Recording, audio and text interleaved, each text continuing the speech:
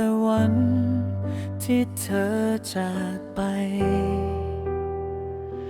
ฉันยังยืนอยู่ตรงทางเดิมมองตะวันลับขอบฟ้ายังเคยแต่ไม่มีเสียงเธออีกต่อไปฉันเตรียมทุกอย่างไว้เพื่อเราเตรียมชีวิตเตรียมความฝันที่มีแต่โช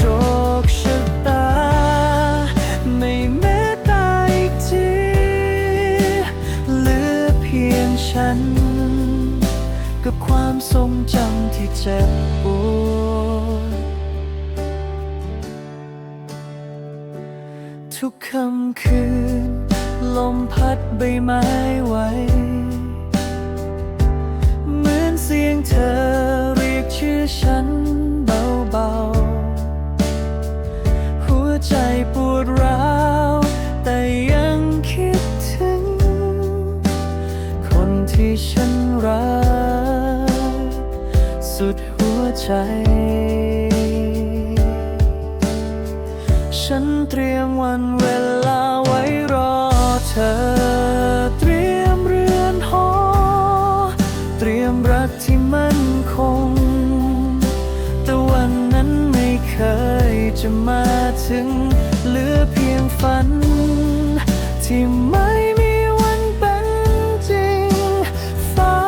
ค่ำลงแต่แสงจันทร์ยังส่องเหมือนเธอยังอยู่ข้างฉันตรงนี้ถึงแม้เธอจะจากไปแสนไกลใจของฉันยังไม่เคยลืมเธอ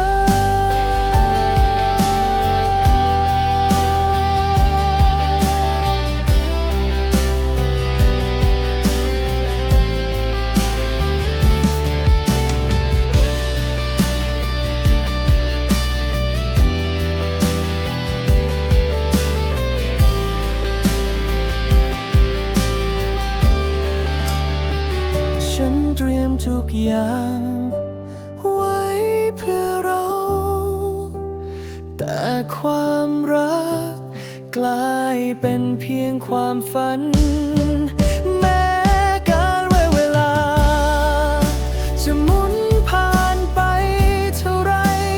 หัวใจฉันยังคงรอเธออยู่ตรงนี้ เสียงลมพัดผ่านเหมือนเสียงเธอกลับมาแต่เป็นเพียงลมแห่งความ